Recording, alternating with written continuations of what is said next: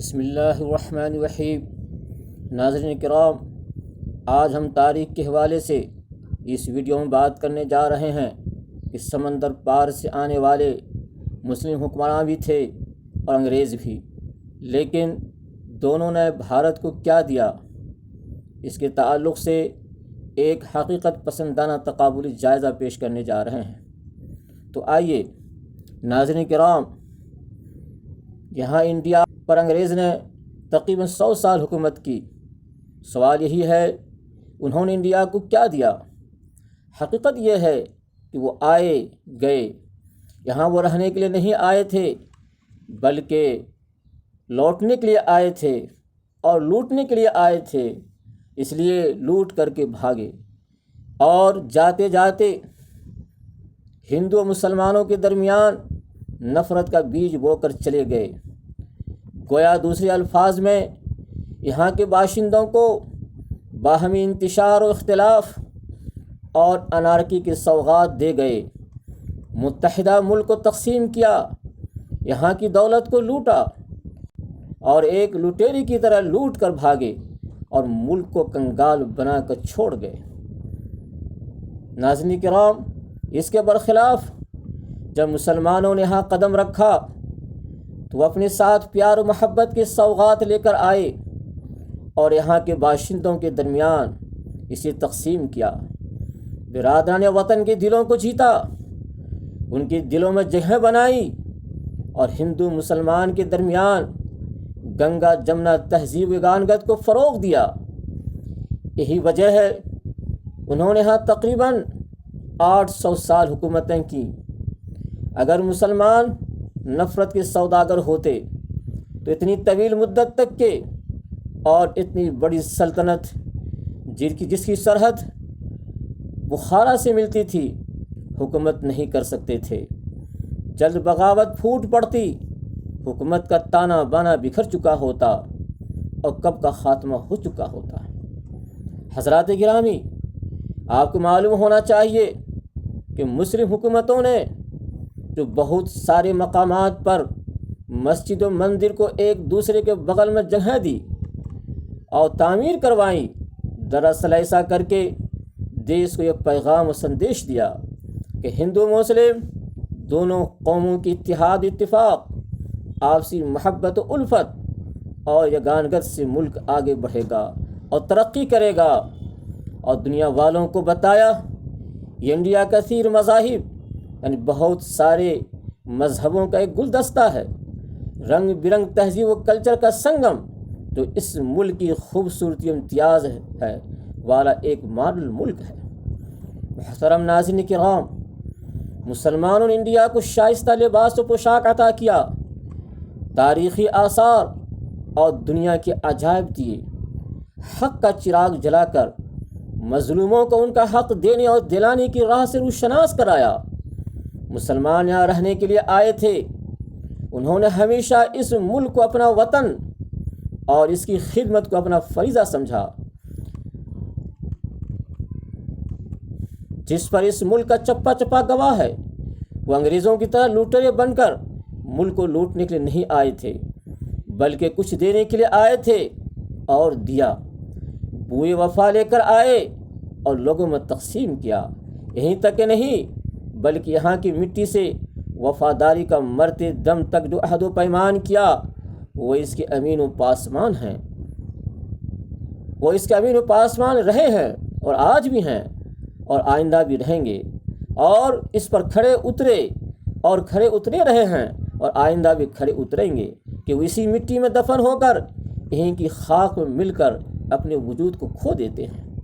ناظرین کرام، مسلمان بیرونی دنیا سے روابط قائم کرنے کا ذریعہ بنے، ورنہ ہندوستان اپنے محل وقوع اور مذہبی معاشرتی بندھنوں کے باعث یہ ملک بیرونی دنیا سے کٹ چکا تھا۔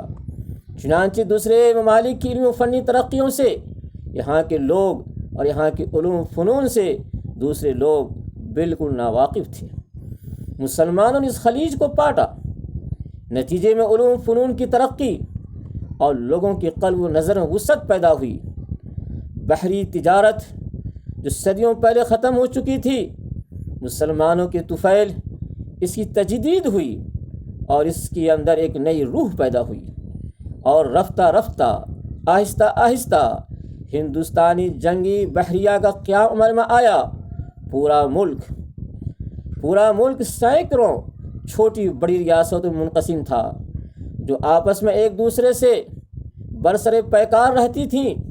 مسلمانوں نے امن و امان بحال کیا اور ایک مضبوط مرکزی نظام کی تابع کر کے ایک لڑی میں پرو دیا۔ نتیجے میں وحدت و اتحاد کا تصور پروان چڑھا۔ مسلمانوں نے اپنی جانوں پر کھیل کر بیرونی حملوں، خصوصاً تاتاریوں کی لوٹ مار اور غارت غری سے اہل ملک کو محفوظ رکھا۔ ملک کے مختلف حصوں کے باشندوں کے مابین ملاپ اور تبادلہ خیال کے لیے ایک میٹھی مشترک عوامی زبان اردو کو جنم دیا۔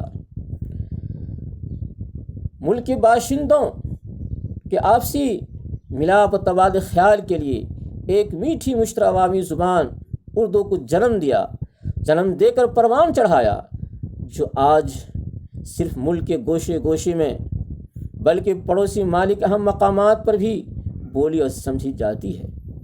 اخوت و بھائی چارگی، مساوات و برابری، اونچ نیچ، شخصی آزادی اور خواتین کے ساتھ حسن سلوک کا درس دیا، جینے کا ڈھنگ سکھایا، معاشرتی آداب سے روشناس کرایا، غذا، لباس، وضع قطع میں مہذب عادات و اطوار کو رواج دیا، ستر پوشی کا عادی بنایا، عدل و انصاف کا بڑے پیمانے پہ انتظام کیا اور اس ضمن میں بہت اعلیٰ نمونے پیش کیے۔ تازہ ہوا سے محروم تنگ و تاریک مکانات جگہ کشادہ صحت بخش ہوادار مکانات بنانے کو رواج دیا، نئی صنعتوں کو فروغ دیا، کپڑوں کے کارخانے، نیز صنعتی مراکز قائم کر کے پسماندہ طبقوں کی مفلسی و بیکاری دور کرنے کی کوشش کی۔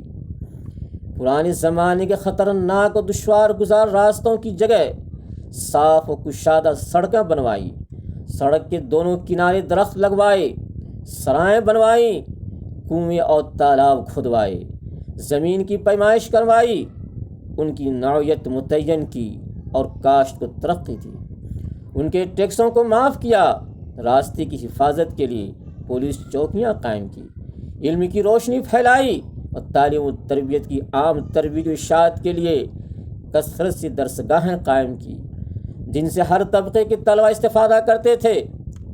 غرضے کے سیاسی خدمات کے ساتھ معاشی، معاشرتی، اخلاقی اور روحانی حیثیت سے ملک کو فلاح و بہبود اور ترقی خوشحالی کی طرف لے جانے کی اپنے طور پر بھرپور کوشش کی۔ محترم ناظرین، آخری پرشوکت درویش صفت، قناعت پسند اور عیش و عشرت سے دور اورنگزیب بادشاہ، جن کی نہ صرف ہندوستان بلکہ تاریخ عالم میں کبھی مثالیں ملیں گی، انہوں نے اس ملک میں تقریباً 50 سال بڑی مضبوط و طاقتور حکومت کی۔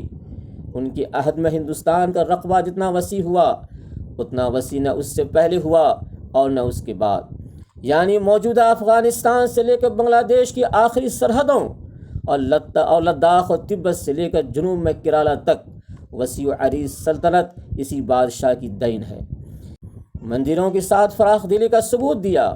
چنانچہ ڈاکٹر B.N. پانڈے کی صراحت کے مطابق اورنگزیب بادشاہ نے جب آسام کے علاقے پر قبضہ کیا تو انہوں نے گوہاٹی کے مندر کی جاگیر کو باقی رکھا اور حکم جاری کیا کہ ہمیشہ کے لیے پجاری کا حق ہے، اور یہ بھی فرمان جاری کیا کہ اس پر کوئی مال گزاری نہیں لی جائے۔ احمد آباد میں ناگر سیٹھ کوشترنجے آبو کی مندروں کی تعمیر کے لیے وسیع اراضی عطا کی۔ اسی طرح کئی مندروں کے پجاریوں اور مذہبی پیشواؤں کو جاگیریں عطا کی، جیسا کہ ڈاکٹر B.N. پانڈے نے اپنی کتاب ہندو اور اورنگزیب کے فرامین میں شواہد کے ساتھ ذکر کیے ہیں۔ اس ملک کی آزادی میں سب سے پہلے مسلمانوں نے اپنا خون بہایا اور سب سے زیادہ بہایا۔ اس پر تاریخ کے صفحات اور مسلم شہیدان کے خون سے لالہ زار مٹیاں گواہ ہیں۔ دوستو، آج بھی ملک اسی ہندو مسلم اتحاد، بھائی چارگی اور آپسی محبت و الفت سے ترقی کے عروج کو پہنچ سکتا ہے، جیسا کہ ماضی میں پہنچا تھا، اور دنیا میں اپنا ایک مقام بلکہ امتیازی مقام حاصل کر سکتا ہے، نہ کہ نفرتی گرم بازاری سے۔ وآخر الدعوى الحمد للہ رب العالمین۔